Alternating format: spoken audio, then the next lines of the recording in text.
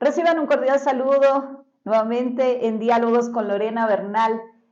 Y como le habíamos también comentado en una ocasión anterior, iremos abordando diferentes temáticas acerca de salud mental. En esta ocasión vamos a hablar acerca de la depresión con nuestra invitada, la psicóloga clínica Ana Belén Bernal. Usted podrá encontrar muchísima información acerca de la depresión, pero sí que es importante tener algunas precisiones que nuestra invitada el día de hoy nos va a dar y compartir algunas directrices muy importantes. Bienvenida, buenos días. Hola Lore, buenos días, es un gusto estar aquí y hablar de este tema que se ha venido presentando frecuentemente y sobre todo a través de la pandemia. Es un tema que también se ha hablado muchísimo y hemos visto más casos dentro de la práctica clínica porque más personas se acercan con la incertidumbre de qué es lo que me está pasando y por qué estoy sintiendo esto. Y poco a poco nos vamos dando cuenta que hay estados depresivos. Muy bien.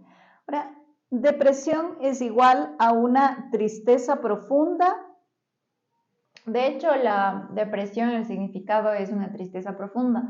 La diferencia con la emoción es que, con la emoción en sí de la tristeza, es que la depresión es un trastorno anímico y la tristeza en sí es una emoción. ¿Cuál es la diferencia entre una tristeza profunda y una tristeza?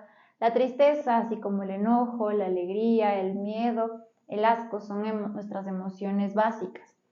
Estas tienen una reactividad o una reaccionan frente a los estímulos y se van modulando, es decir, frente a la tristeza puede haber muestras de cariño, afecto y demás, y la emoción se va modulando y va también reduciendo. También puede haber, no sé, acompañamiento emocional, puede haber también una conversación, una charla o ciertas actividades que generen placer en la persona. Entonces ahí podemos ver que la tristeza va cambiando y va modificando y se va regulando. Ahora, la diferencia con la depresión, que es una tristeza profunda, es que esta no tiene esta reacción frente a los estímulos. No va reduciéndose y se mantiene con la misma intensidad y va presentando los mismos síntomas a lo largo del tiempo. ¿Puede presentarse en cualquier edad? Claro, se presenta en cualquier edad. De hecho, también en los niños se ha determinado que existen procesos depresivos en el adulto mayor, adolescencia, adultos jóvenes, la adultez en sí. En cualquier etapa y en cualquier edad se puede registrar algún proceso depresivo. En los niños, ¿cómo llega la depresión? ¿Cómo se puede de alguna manera las mamás, los papás, abuelitos que nos están sintonizando, darse cuenta que sus niños están cayendo en un cuadro depresivo? En sí, cambio de hábitos, los niños también, como les mencionaba, es esta tristeza. También los niños en su edad por sí solos ya tienen mucha creatividad, están muchísimo más atentos, los cuestionamientos, siempre estar indagando y preguntando sobre las cosas. Entonces, cuando vemos una conducta contraria a esto, un niño muy apagado, un niño muy ensimismado en sí, un niño que se aísla también de su grupo familiar, de los demás niños, que también alguna actividad que le causaba gusto, placer, ahora ya no le llama la atención. Entonces podemos determinar como que ciertos patrones que pueden incidir en tomar en cuenta y tomar atención sobre un probable proceso depresivo. Ahora, dentro de la depresión, ¿existe algún desequilibrio de los famosísimos neurotransmisores que tenemos? Claro, o sea, en realidad, químicamente, a ver, la depresión es multifactorial, que quiere decir que reincide en varios factores, ya sea social, genéticos, situacionales, y uno de esos también son factores biológicos. ¿Qué quiere decir esto? Que en nuestro cerebro podemos encontrar mensajeros y receptores. La idea es que estos dos se encuentran y nos permiten tener un funcionamiento normal en nuestro día a día. ¿Qué sucede con la depresión? Que justamente o los mensajeros o los receptores dejan de producirse o dejan de encontrarse. Generalmente dentro de esto se habla de los neurotransmisores como la dopamina, la serotonina, etc. Entonces podemos entender que dejan de producirse o tal vez los canales se cierran y ya no se encuentran, y obviamente esto ya va produciendo biológicamente y físicamente en nuestro cerebro un desencadenante que es un proceso depresivo. Ahora, también se habla muchísimo acerca del estrés. De hecho, inclusive en cualquier visita médica, los profesionales de la salud suelen mencionar esta palabra del estrés. Pero, ¿cómo se define en realidad qué es el estrés y cuál sería su relación con la depresión? Bueno, en realidad el estrés, sí, mucho se ha hablado de esto y es creando un ambiente desde mucha tensión, frustración y demás. Sin embargo, el estrés, cuando hablamos de estrés, podemos entender lo que el estrés en nuestro cuerpo funciona y empieza desde el momento en que incluso nos levantamos. ¿Por qué? Porque nuestro cuerpo también al tener este cambio ya genera como ciertos impulsos, también ya incluso físicamente también la hormona del estrés, que es el cortisol, también empieza a funcionar. El cortisol, de hecho, es una hormona que todo nuestro cuerpo necesita y que también tiene una función. Sin embargo, cuando vemos niveles muy altos de cortisol, le podemos hablar de un desequilibrio, que también hablamos desde lo emocional, que es el estrés. Ahora, el estrés podríamos entenderle desde dos puntos. El estrés también puede llegar a ser funcional. ¿Por qué? Porque el estrés nos llama a prestar atención a algo, nos llama también a que podamos organizarnos mejor, a poder adecuar nuestra vida de una mejor manera. Entonces, el estrés también le podemos utilizar como un factor funcional porque me está haciendo darme cuenta de que necesito tomar acción sobre algo, de que necesito empezar a enfocarme también en lo que está pasando en mi día a día. De hecho, el estrés, por ejemplo, me hace dar cuenta que determinado proyecto o trabajo lo tengo que entregar en un tiempo. Me hace poner más atención en cómo organizarme mejor y demás. Entonces ahí podríamos hablar desde un estrés que es parte de la situación, parte del momento y que si lo adapto y lo utilizo puede llegar a ser funcional para que determinadas situaciones o actividades puedan salir de forma positiva. Ahora, cuando no sé adaptarme frente a la situación que de por sí ya trae consigo estrés, ahí es cuando se desborda. Cuando hay un desborde del estrés, obviamente es cuando la persona no entiende qué es lo que pasa, no sabe qué recursos utilizar, recursos internos, recursos externos, también no sabe cómo organizarse, no sabe cómo emplear este factor. Entonces, obviamente se sigue desbordando, sigue acumulando emociones, sigue acumulando frustración, angustia y demás síntomas físicos. Entonces, esto es lo que podría llegar a desencadenar también una depresión.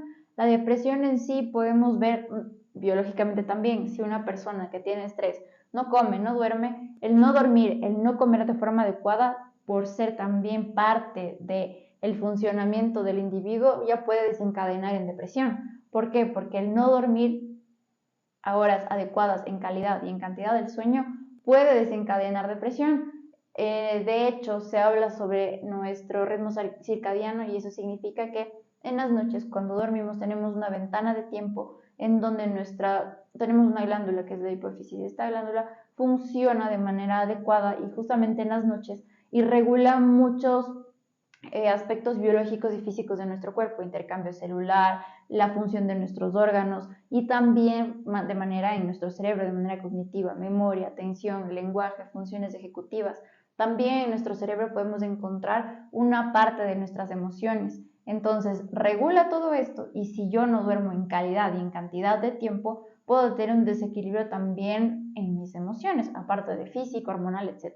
También mi alimentación. ¿Por qué mi alimentación? Porque hay también alimentos que son inflamatorios. Entonces, si no tengo una correcta alimentación, también si no como a las horas adecuadas, puedo generar periodos de estrés muy altos, que esto puede desencadenar obviamente en un alza de cortisol y subsecuentemente en una depresión. Entonces, vemos con componentes así que de nuestra cotidianidad que pueden desencadenar depresión. Entonces, claro, o sea, es un componente grande la parte física con la parte mental. Ahora, situacionalmente, si nuestra situación genera mucho estrés y no encuentro la manera de adaptarme, de entender, de encontrar recursos y herramientas, pues realmente va a traer mucha presión, mucho desequilibrio emocional y también situacionalmente puedo desencadenar en un estado depresivo. Entonces hay muchos factores que comprenden y que están rodeados y que involucran a la depresión. Muy interesante. Mucho se habla de la depresión, qué bueno, y ojalá se siga hablando, se siga abordando de aquello. Sin embargo, hay ciertas precisiones como las que estamos escuchando en esta ocasión, que son de prioridad para que tengamos a bien tomar las medidas necesarias del caso. Si no nos sentimos bien, nos sentimos cansados, no tenemos motivación. Hay personas, por ejemplo, que de la noche a la mañana dicen, ay, ya no tengo ganas ni de bañarme. O sea, pueden pasar en pijama todo el día, y no me estoy refiriendo a los fines de semana, que podría ocurrir, sino en un cotidiano en que la persona empieza a perder interés en las cosas que antes le motivaban.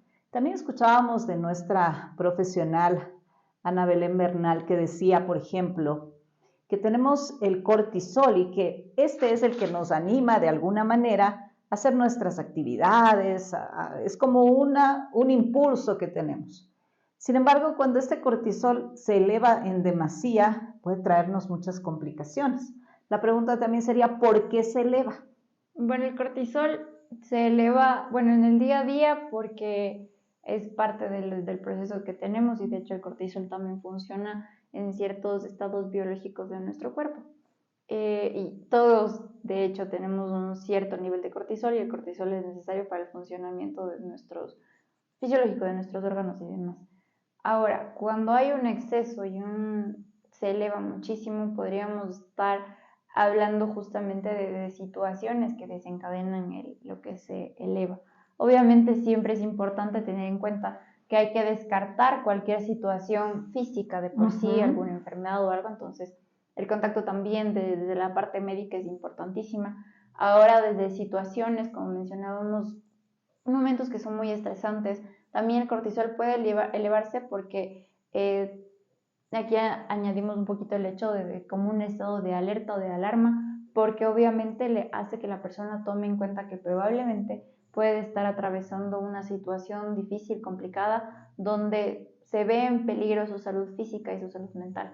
Entonces, bueno, tiene un papel donde el hecho de que se eleve el cortisol es un indicador importantísimo para tomar en cuenta, no solo físicamente como he mencionado, sino también emocionalmente. ¿A través de un examen de sangre se puede tener estos resultados del cortisol o cómo se lo mide? Claro, eso se mide a través de un examen de sangre y eso lo determina un médico general o ya esto ya es un aspecto también médico. ¿Es cierto que el cortisol se eleva mucho y es normal en las mañanas y que en las noches es como que es normal también que baje? Claro, en las mañanas porque justamente nuestro cuerpo tiene este cambio del estar dormido, de un estado de relajación a un estado donde se activa y está en alerta. De hecho, también el cortisol puede elevarse cuando hacemos ejercicio, porque es parte del proceso. O sea, realmente el cortisol es darle cuenta que hay incluso un estrés físico. Entonces, como nos damos cuenta en sí, la palabra estrés no connota una enfermedad o una patología, sino también es un indicador de que hay un sobreesfuerzo, de que hay también un contexto situacional que involucra como un poco más de prestar atención, de presión y de movimiento en sí. Cuando la depresión es persistente, cuando la depresión ya ha ganado terreno en una persona que no quiere ni siquiera levantarse de la cama, ¿cómo se le puede ayudar? ¿Cuál sería el mecanismo para poder ayudar a esa persona a buscar un camino, una posible solución? A ver, en realidad es importantísimo que cuando detectemos algunos síntomas de depresión podamos entablar un diálogo y acompañamiento a la persona, donde obviamente se incentive a que pueda participar dentro de algún proceso o un tratamiento psicológico. Hay diferentes niveles o etapas dentro de la depresión. Entonces, sí, se trata muchísimo del caso por caso. Ahora, cuando vemos un estado depresivo donde incluso la vida de la persona se ha visto muy limitada, donde incluso hay pensamientos suicidas, pensamientos catastróficos o algún intento de suicidio, primero es importantísimo hacer entender a las personas también que rodean al paciente que, bueno, en realidad entender al 100% cómo se siente es imposible porque cada persona vive sus síntomas y su dolor, su sufrimiento y su estado emocional de una forma muy particular e individual. También desde afuera, las demás personas, entender y comprender que no se trata del poner de parte, porque hablar de esto también se invalidaría muchísimo el estado de la persona, la parte emocional de la persona, la situación en la que está viviendo las personas, y hablar mucho de esto de no deberías de estar así si lo tienes todo, no deberías de tener esta parte emocional si tú ya pasas por esto o vives de esto, no, o sea, en realidad hablar y entender desde afuera con mucho cuidado, validando cómo se siente y siempre intentando acompañar. Acompañar es estar para otra persona y también contener, ¿no? Ahora, también estamos hablando desde la intervención psicológica y también en casos muy graves de depresión, de una intervención médica que sería con psiquiatría. Ahí ya es un poco más de esto del uso de medicamentos y demás. Muy bien. Es muy válido lo que acabas de mencionar, en el sentido que muchas de las veces el círculo cercano del enfermo o de la enferma le dice esto, ¿no? Pon de parte, pero es que no es la solución, porque literalmente la persona no relaciona, su cuerpo no responde a esa frase, porque está la persona enferma y necesita definitivamente de atención.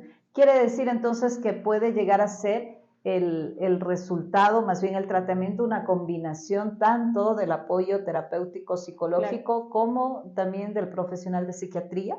Claro, como digo, depende de cada paciente y depende del nivel de depresión que se tenga, pero sí es recomendable que con etapas o niveles de depresión moderados y graves sí se preste atención desde el nivel de médico, que sería con psiquiatría, con medicación, porque va muy acompañado, como les había mencionado, químicamente en nuestro cerebro también tiene ciertos cambios y ciertas transformaciones, y la idea de un estímulo a través de la medicación, obviamente guiado también en cantidad, en tiempo y demás, eso lo hace un profesional de la salud. El automedicarse es una contraindicación muy grande porque no sabemos cuánto necesitamos, por cuánto tiempo necesitamos y cómo va funcionando nuestro cuerpo. Quien va teniendo y quien va regulando todo esto es psiquiatría. Entonces, tomar en cuenta que la única persona que puede medicar es el psiquiatra. Un psicólogo no está en la capacidad de medicar, solo quien medica es psiquiatría. Entonces, hablar de este componente de que físicamente mi cerebro necesita de estímulos a través de medicamentos es importante. Y mientras vamos dando esta regularización de químicamente a mi cerebro, físicamente ya estoy teniendo un componente que sostiene. Ahora, emocionalmente, también necesito algo que sostenga y que dé recursos, que dé herramientas de las personas. Entonces, por eso utilizamos el componente de la parte psicológica. ¿Por qué? Porque necesitamos dar pautas, establecer también que la persona identifique qué le funciona y qué puede utilizar, qué herramientas utiliza para su día a día. Perfecto. Así que ya lo sabe, usted es responsable de su salud. Si empieza a tener algunos síntomas que le hacen sentir mal, a buscar ayuda. Ventajosamente existen profesionales muy brillantes en esta área de la psicología que le pueden ayudar y muchísimo. Y si el caso lo amerita, también está el apoyo psiquiátrico, ¿no? De hecho, inclusive hasta en el momento en que ya el médico psiquiatra le prescribe alguna medicación, no es que al día siguiente ya va a estar bien. Se va a un tiempo, claro, inclusive hasta saber si ese es el medicamento apropiado o no.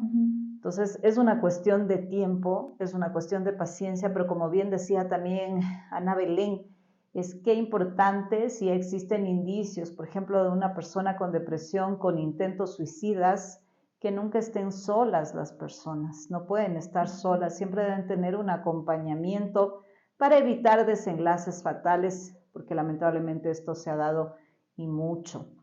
Cuando hablamos de depresión, entonces, ¿qué recomendaciones podría darnos en esta ocasión para las personas que nos están sintonizando y que se sienten desmotivadas, se sienten con un ánimo muy, muy bajo, ya no tienen la misma, no sé, fuerza o tal vez tengan esa intención de salir adelante? ¿Cuáles serían las recomendaciones?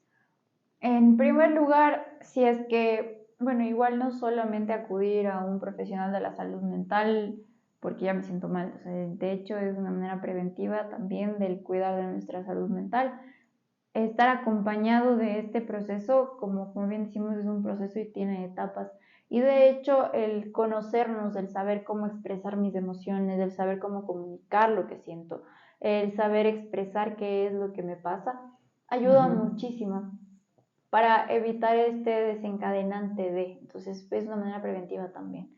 Dentro de todo este ámbito, sí es importante considerar el cómo me voy sintiendo, pedir ayuda si es necesario, el estar acompañado de una red de apoyo, familia, amigos, personas cercanas que puedan dar contención y acompañamiento. ¿Por qué? Porque se trata de un proceso donde probablemente nos sentimos muy vulnerables, donde nos sentimos confundidos respecto a lo que está pasando, y tener esta red de apoyo que sea funcional y un entorno que también nos permita salir adelante es como también importante.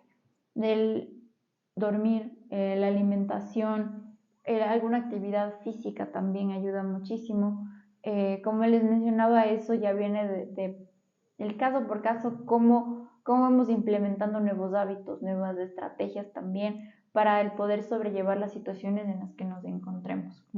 Entonces, sí hay algunas pautas que las podemos ir tomando dentro de cada paciente y de cómo venga su situación emocional dentro de la depresión. ¿Qué tan importante es el lado espiritual? Bueno, en realidad la espiritualidad igual viene desde el caso por caso. Cada persona vendrá desde sus creencias, ideologías, formas de ver la vida, y eso es importante también acentuar. Cada persona va a llevar su proceso también acompañado desde lo que sienta en base a su crianza, porque desde la crianza pueden venir ciertas ideologías y creencias. Entonces se acentúa y también puede generar muchísimo confort el acercarse a sus ideologías y creencias. Entonces sí, y una vez más esto vendrá en el caso por caso, y lo vamos también tratando dentro del espacio terapéutico en base a lo que cada uno necesite. Correcto. Muy bien, muy interesante. Siempre hay un camino, hay una opción, hay una salida, y eso es el mensaje más bien que queremos enviarle en esta ocasión a través de este diálogo que hemos tenido con la psicóloga clínica Ana Belén Bernal. Por cierto, ¿a través de qué número se te puede ubicar, por favor? A ver, mi número de contacto es el 099-83-81-741. Perfecto. Y usted, suscríbase, síganos y esté muy pendiente de todos y cada uno de los diálogos con Lorena Bernal, que siempre están encaminados para poder brindarle una orientación y ayuda oportuna. Agradecemos a Ana Belén Bernal por habernos acompañado en este tema de psicología, y será hasta una próxima ocasión. Lore, muchas gracias y gracias a todos.